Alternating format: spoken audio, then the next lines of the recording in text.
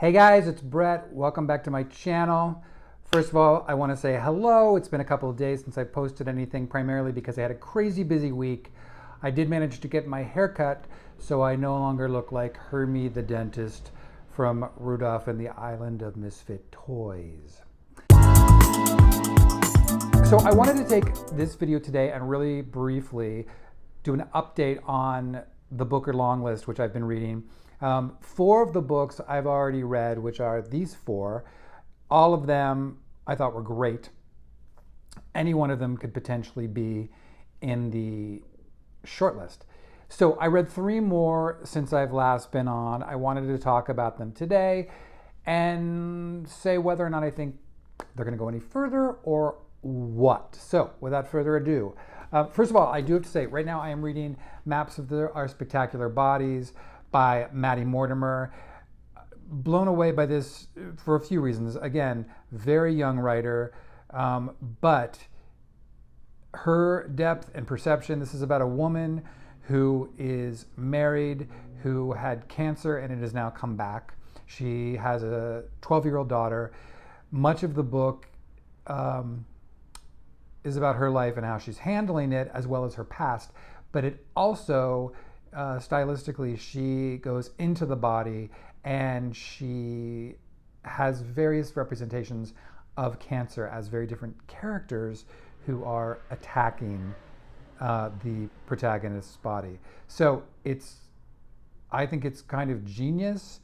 I'm interested to see where it goes. I'm about 100 pages in, but that's that so far.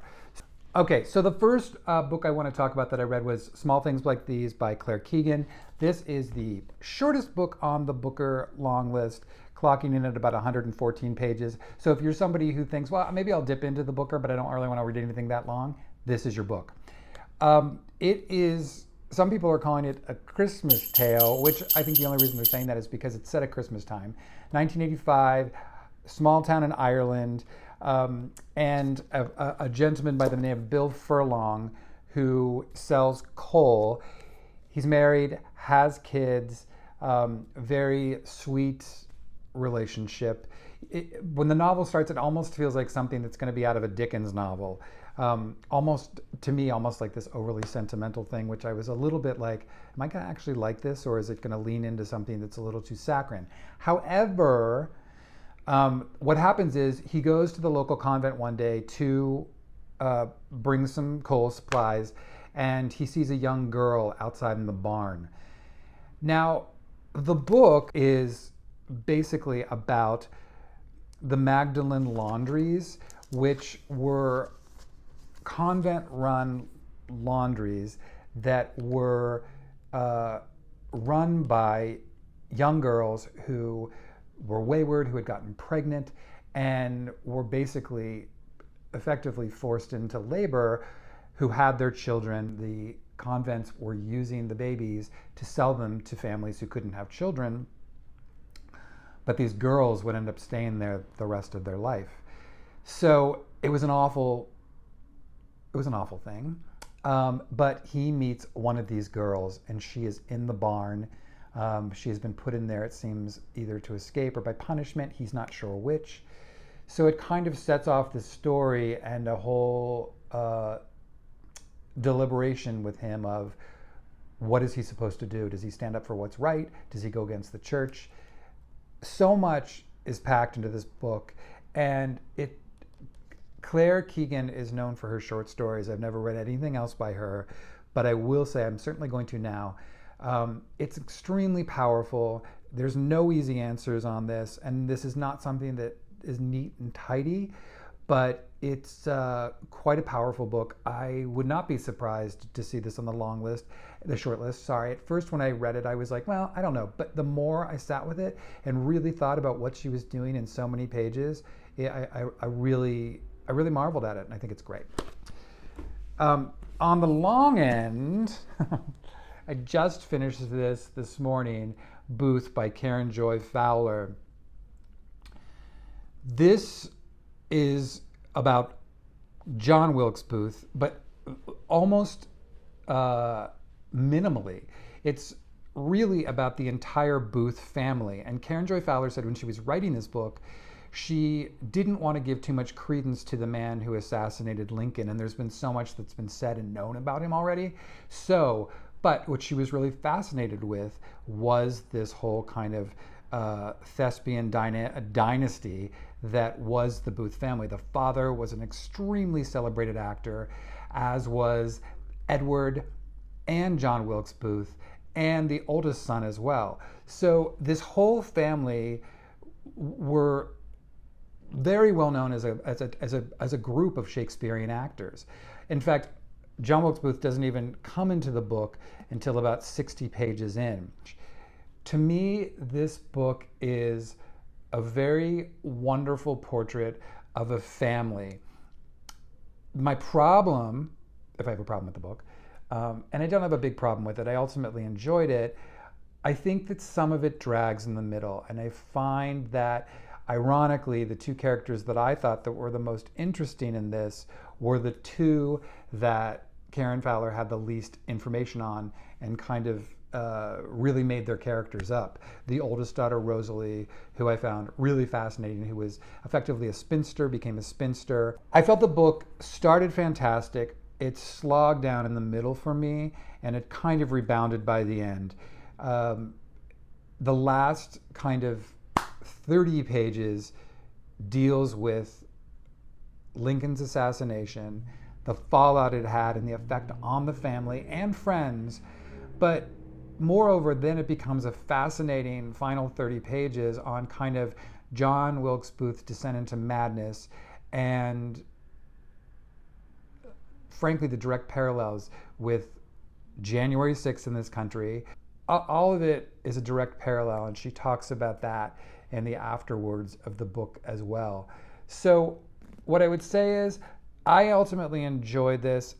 I don't think this is going to be on the short list. You know, it has a kind of epic feel in the way that last year's Great Circle had, but I thought Great Circle was a much stronger book. This is something to me, as I was reading it, I thought this could be a really interesting mini-series, strictly talking about this family, but I think it's going to mislead a lot of people because they're thinking it's just going to be about Wilkes Booth and the assassination, and those are almost secondary. So the last book I read in the last week was Nightcrawling, which is fantastic. You know, when Layla Motley wrote this, she was 17 years old. She's 20 now. This is a brutal book, and it deals with a young girl living in Oakland, California. Her mother's in jail. Their father's dead. She is living in a kind of rundown apartment complex where she is taking care of the boy who lives downstairs, who is, I believe he's 9 years old, because his mother's a drug addict. And she does not know of a way to help she and her brother and this boy survive, so she becomes a prostitute, and in the process gets pulled into the Oakland Police Department and begins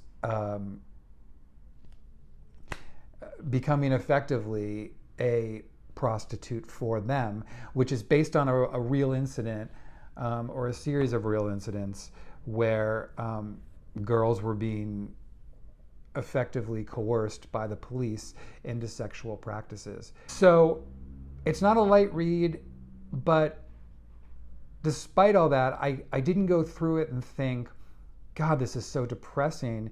There were truly moments that were. First of all, her writing is beautiful. Layla Motley is also a poet. It's very evident in the way that she writes. Here, I'll just read you something that I thought was just beautiful. She said, "Mama was like woman grown out of a seed, arms twisting, fruit and breasts, and all things hard to resist. Daddy wanted to wrap his arms around her trunk, and Mama knew he would." She's a great writer. It's a beautiful book. I wouldn't be surprised to see this on the short list. I think this woman has an incredibly long career ahead of her it'll be interesting to see what she does next. But this one I would highly, highly, highly recommend. So that's where we're at for the moment. Next week, I hope to have a few more. I'm taking a little break from the long list just because it's all I've been reading, and I have so many books on my TBR that I want to get to. I'll see you all in a few days. I'm going to be coming on in a few days to talk about 5 books that I think are great summer reads before summer is over, as well as I thought I would talk about biographies a little bit, because I've read so many good biographies, and I know some people either steer away from them or like, or what. But so I wanted to talk about a few biographies as well. So that's something else that'll be coming up. Thank you for watching, and we'll talk soon.